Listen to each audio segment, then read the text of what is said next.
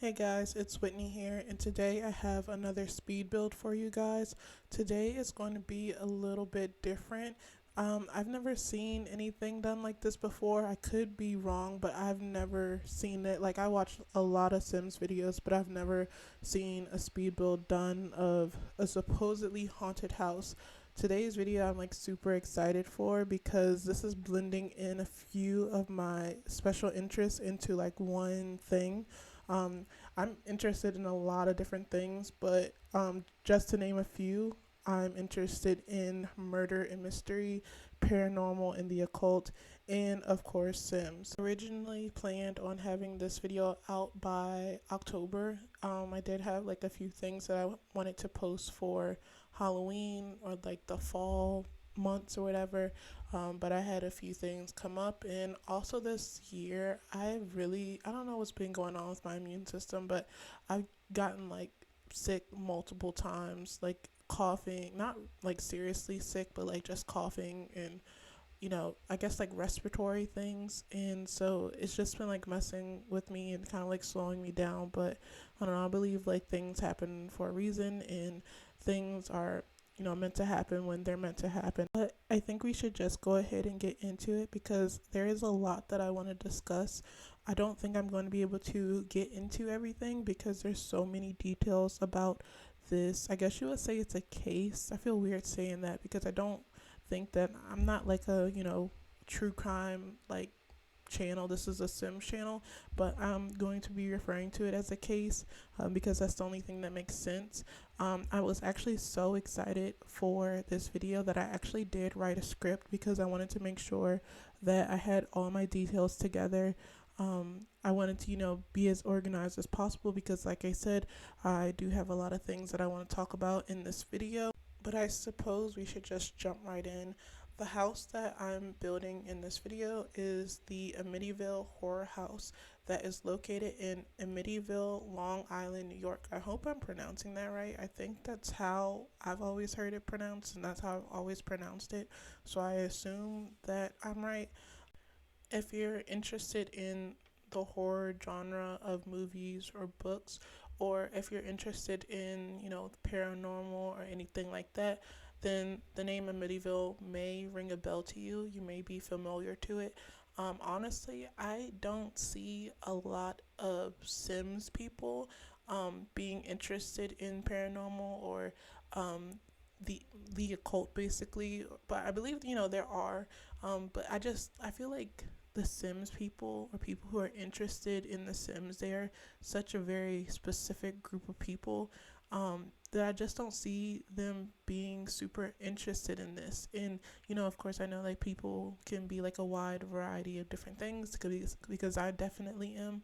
But if the name Amityville does ring some kind of bell for you or it does sound somewhat familiar, it's probably because there are multiple movies and books made about this house and the events that took place. It's also connected to The Conjuring. I feel like a lot of people are at least familiar with the movies. I think it was three of them.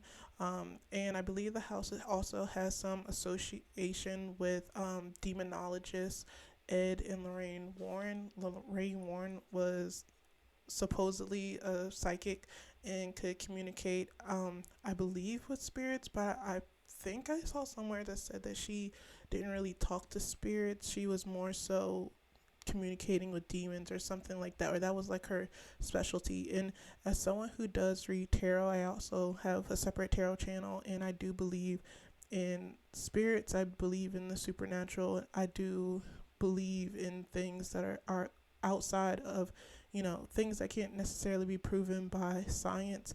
I do believe that there may be some truth. I know that there's some controversy surrounding Ed and Lorraine Warren and, them like faking certain things or lying about certain things. But I do believe that, despite, the made up stuff and the controversy, there are some truths out there. And unfortunately, there are people out there who do kind of like skew the truth a little bit, I guess, to get their 5 minutes of fame. So unfortunately, there's a lot of speculation about what actually is the truth and what's made up. The movies and books about this house in particular are no exceptions. I do believe that, to make the books sellable and to make the movies watchable, there are some things that were exaggerated and I also believe made up to, I guess, make it more scarier than it actually was. I do believe, of course, the things that happened were scary, but you know, I don't think that things happen, how they're portrayed in the books and movies. I do believe that a lot of it was made up for more, I guess, money, I guess you would say. I think what makes this case so memorable, or what makes it stand out to so many people, is because of the difference in opinions about this case. Of course, there are people who completely believe that what happened was a result of the paranormal or demons, I guess. And there are some people who believe the evidence that supports that this was just, a tragic incident that ended in people dying. Um, I would really like to know what you guys think at the end of this, because I do believe that there were like other conspiracies and, just other things that come out with this case. There's a lot of information, and I do plan on linking some.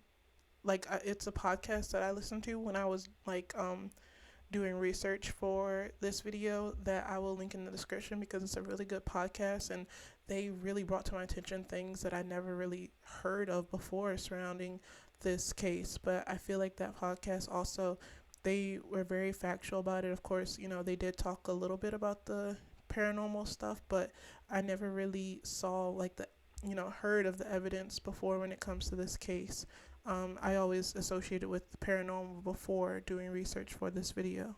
But I'm not going to go into too much detail about all the different conspiracies and things. I just kind of want to just lay down all the facts. And the facts are that in 1974, Ronald DeFeo Jr. murdered his entire family, which consisted of his mother and father, Ronald DeFeo and Louise DeFeo, who are both 43, his two sisters, Allison, who was 18, Dawn, who was 13, and his two brothers, Mark, who was 12, and John, who was 9. I read some sources that said the entire family was asleep during these murders, and then I saw other sources that said that the mother and I think the oldest sister were awake. I think I read that the murders took place within the span of 15 minutes, which what is really weird about this is, of course, the time, because there are some people who do believe that 3 o'clock is the witching hour, or demon time, I guess some people would say. But what's really weird is I'm not really familiar about guns. I can't even remember the name of the gun that he used, but it's really weird because the entire family, when they were found still in their beds face down. I don't know if he moved them after he killed them. I do know that he was in the house for a while after the fact, because this was took place at 3 o'clock in the morning, and I think the next day he went to work, and then later on that evening he went to a bar or something like that, because I think he was looking to have an alibi, for so he wouldn't be blamed for the murders. But it's just weird how no one woke up, none of the family members woke up, no one screamed and tried to run away. Even the neighbors, from what I heard, this house is in a really nice neighborhood, and none of the neighbors heard anything. And I believe the reason, I don't know the reason why, but from what I've heard is that at 3 o'clock, our bodies are at its most vulnerable, especially if you've been in bed for a while.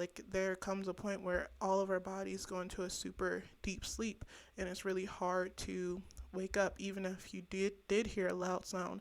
And I do believe that sometimes these loud sounds can be mistaken as something else, especially in the dead of night.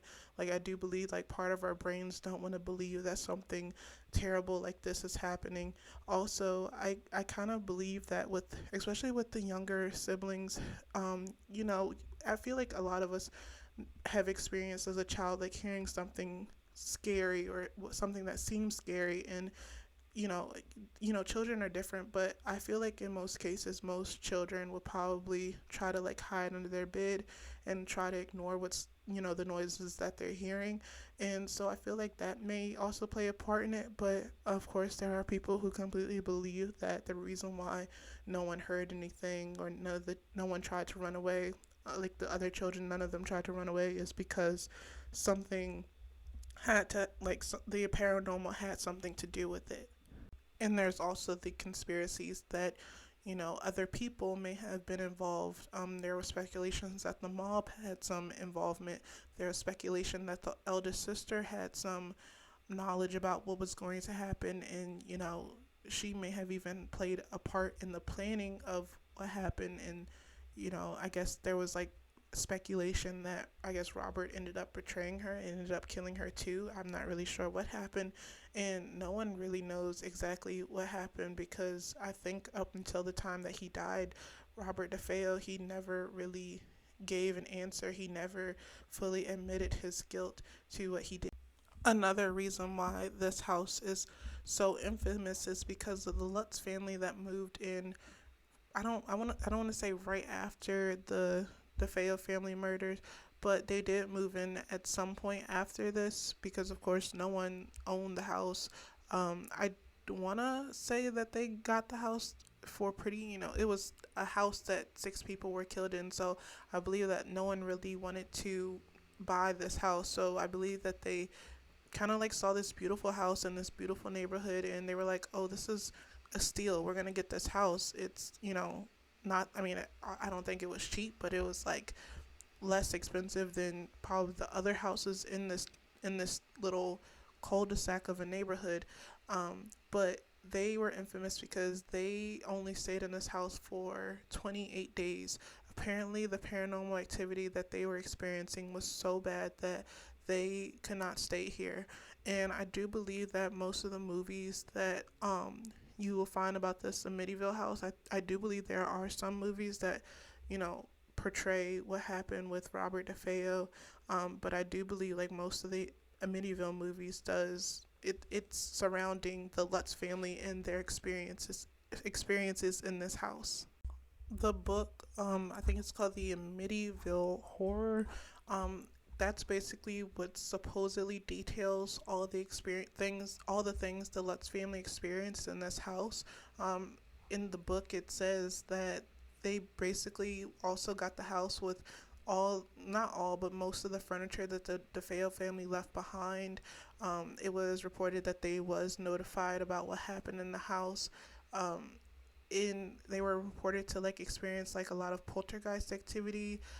Also the book, also on the cover, it says it's a true story, but that's where a lot of the controversies surrounding the movies and the books come from, because even with the Conjuring movie, like, it says it's based on a true story, but I mean, that's the thing. It says it's based on a true story, but there's a lot of stuff that they make up. It's a lot of stuff that they exaggerate.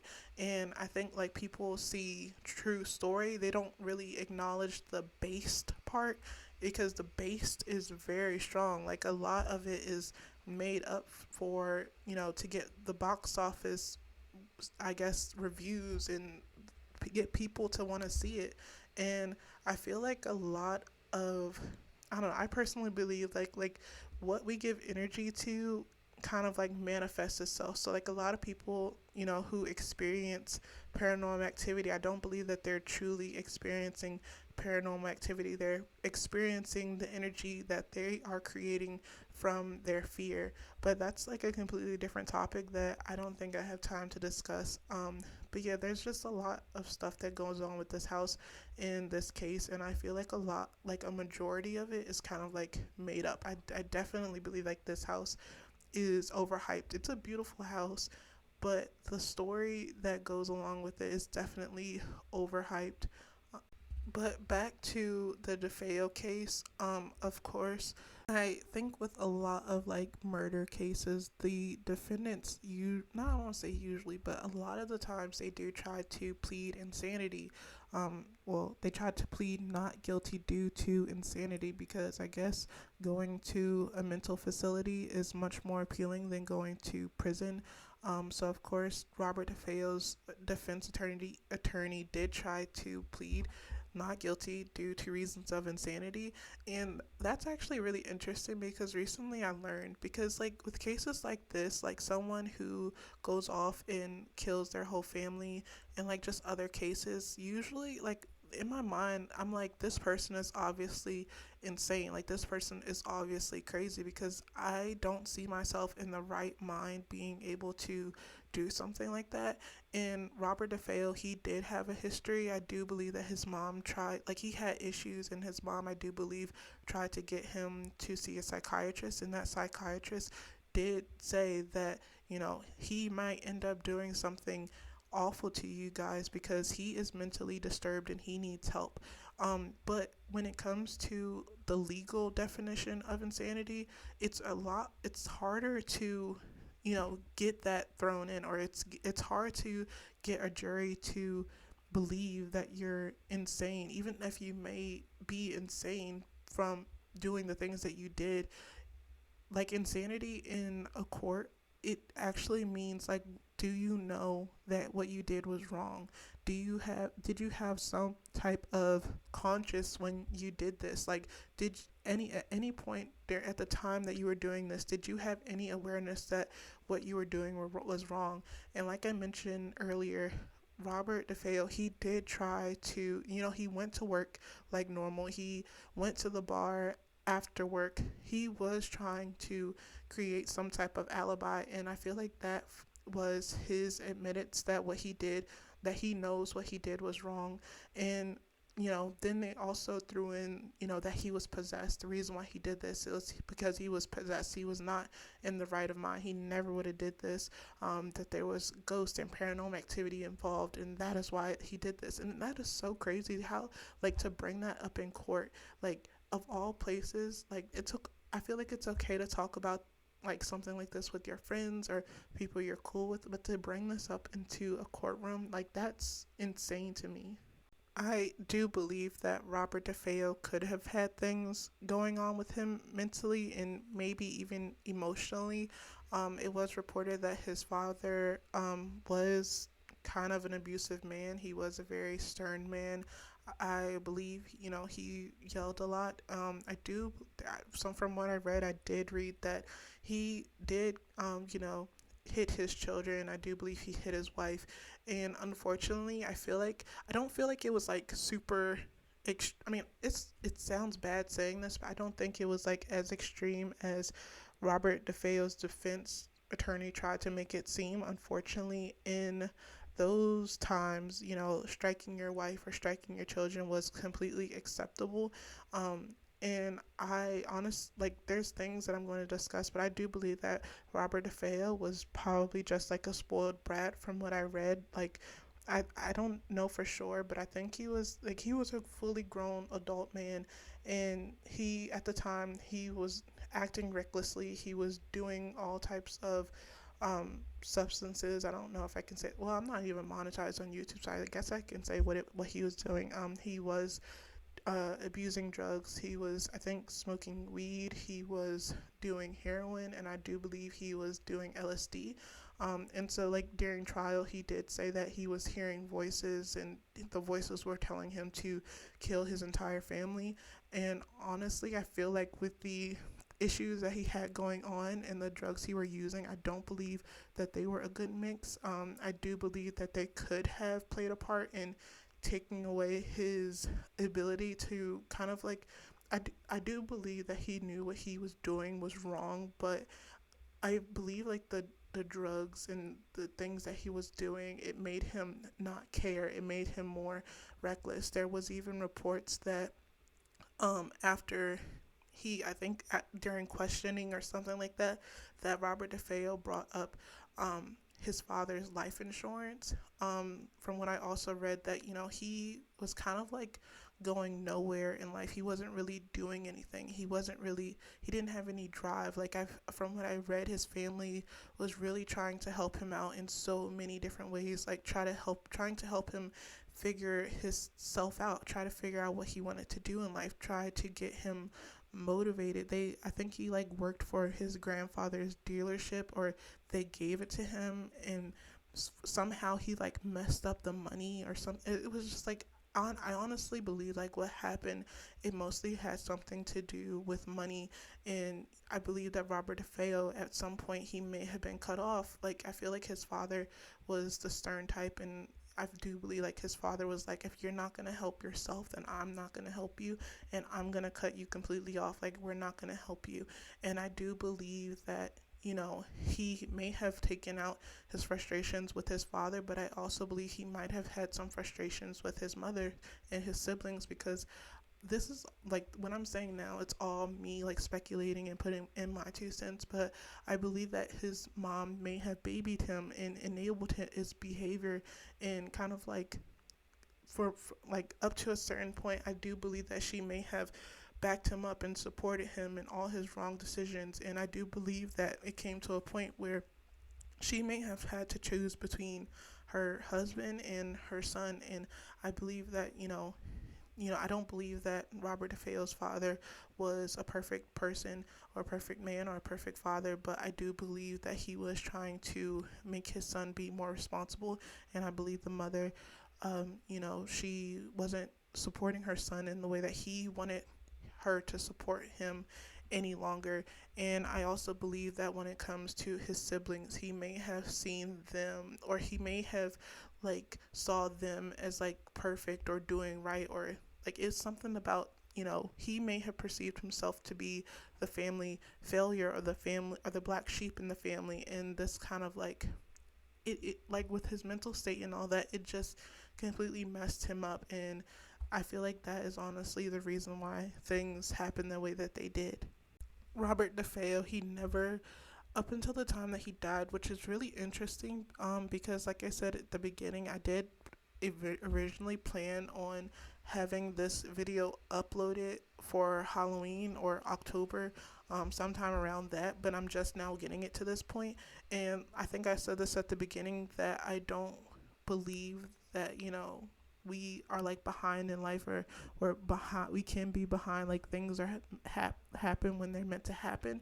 And it's really interesting that I'm just now getting to uploading this, because at the time of me recording this voiceover, it is March 9th, 2023. And Robert DeFeo, he actually died almost 2 years exactly to this day. He passed away in prison on March 12th, 2021. So yeah, I feel like that's a really cool coincidence that I'm just now getting to this video and talking about this topic. But yeah, that's all I have to say about this case. I'd really like to know what your opinions are about it. I did want to talk about this build itself, before we get to the end and start looking at the pictures. For the house itself, do I believe that it could be possibly haunted? I actually do. I don't, like I think I made this pretty clear. I don't think that Robert DeFeo was possessed. I don't believe that there like a ghost or anything like that influenced him to kill his entire family.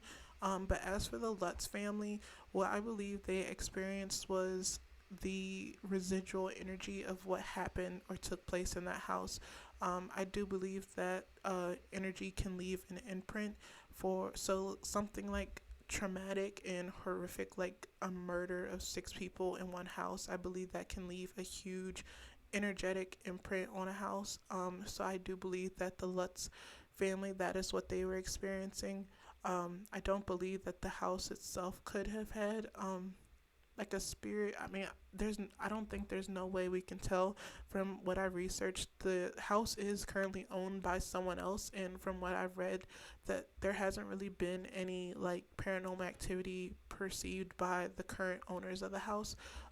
They the people who own the house there, I feel like they're very private, like, and I think it has something to do with the neighborhood that the house is in too. It's a really nice neighborhood, and I don't think that they want a lot of people coming, like a lot of strangers trying to come in and invade their privacy and investigate their house.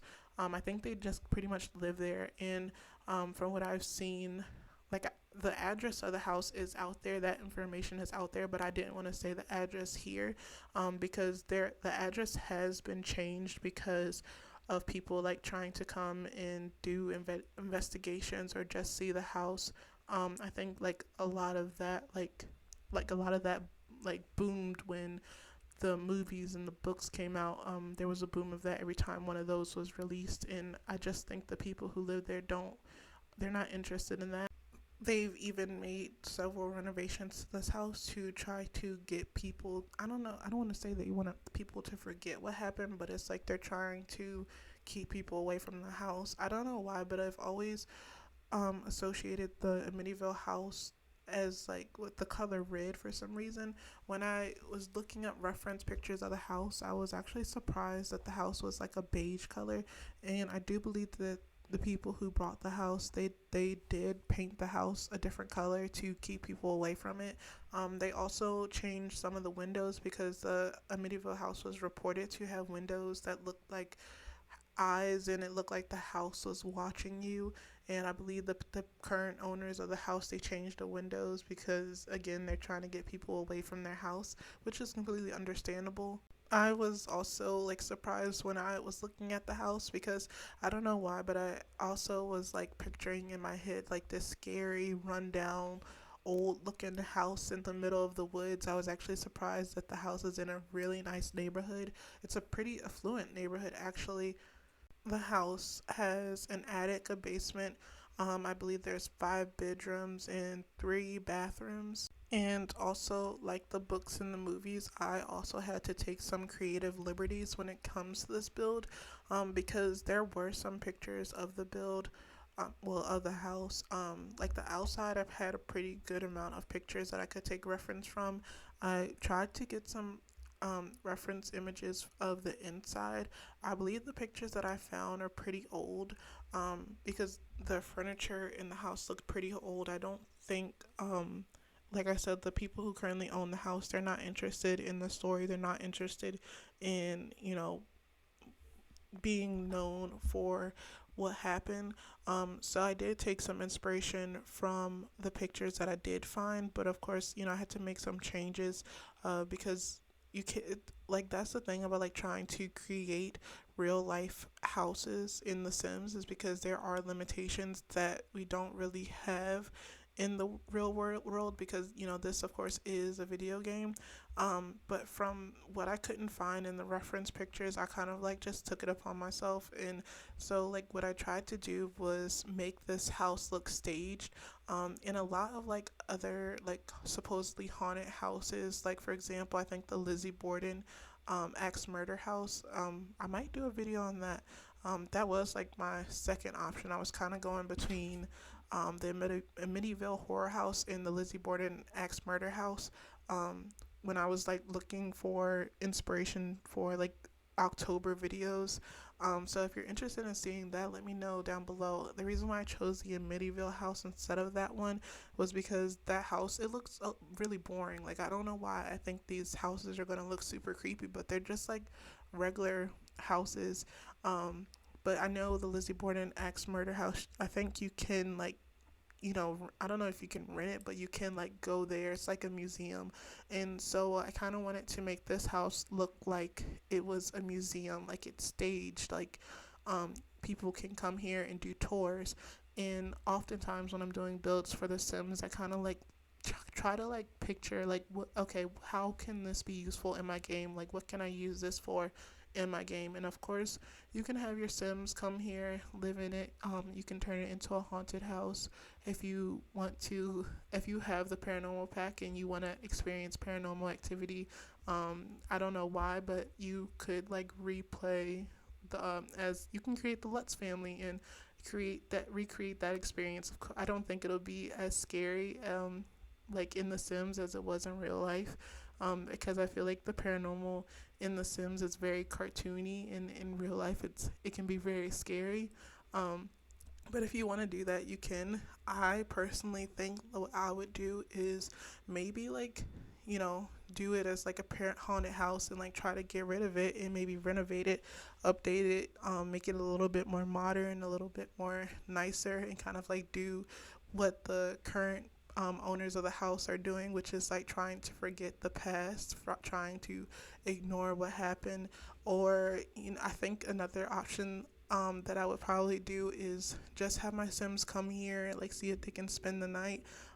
see if they can do some like ghost hunting, paranormal investigations, because that is something that I also would be really interested in doing in real life, is doing that. Like when I do tarot channels, I do sometimes try to channel messages. Well, I don't really try. It's only if they come to, because honestly, I don't think the dead like to disturb the living. Like I feel like, they're just kind of like doing their own thing, and I personally don't want to bother them. I don't want to disrupt their, whatever they got going on, and I kind of just want to like leave them be, and they can leave me be. But sometimes when I do tarot readings, if someone's ancestor or departed loved one would like to come through and give me a message, that then they can. I believe when I was like younger, I was able to like see things, and now for me it's kind of like I can sense things. And I don't know, like now that I'm older, like I haven't really saw anything. Like sometimes I do, like of course I see something in, the corner of my eye, but I kind of want to like go do some like investigations like in some supposedly haunted places, and kind of like see if I can see anything or feel anything or capture any evidence of something. And I know like there are people out there who completely don't believe in the paranormal and don't believe, they believe that everything can be proved, or, if you can't see it, if you can't, I guess confirm it with like concrete, like concrete 100% evidence, then it's not real. But I really honestly would like to know what you guys think down below in the comments. Let me know down in the comments also if you'd like to see other builds of like supposedly haunted places or scary places or anything like that. Or like let me know if you like this kind of like me discussing some type of like true crimey stuff, because this is something that I'm super interested in, and I do plan on making more content of stuff that I'm interested in. I'm like into the occult, and for people who like may be offended by me saying that I'm into the occult, I think that people have like a negative connotation when it comes to that term occult, and occult literally just means hidden information or things that are unknown. And so, yeah, I'm interested in stuff like that. And let me know down below if you're interested in stuff like that too. But yeah, I'm also interested in astrology, tarot, and stuff like that. And I'm always trying to find ways to incorporate that in The Sims, because it makes me happy to be able to make content that I am excited about. But yeah, I'm going to go ahead and get off here. I really hope you enjoyed this video. If you are interested in playing with this house and however you intend to play with it, I will upload it to the gallery. Stay tuned to the end, because I will be including some pictures of the build, and also pictures of the real house as well, kind of like comparing the two. But yeah, I will see you in the next video. Please don't forget to subscribe and like this one, because it'll help me out a lot. And thank you so much for watching, and I'll see you next time.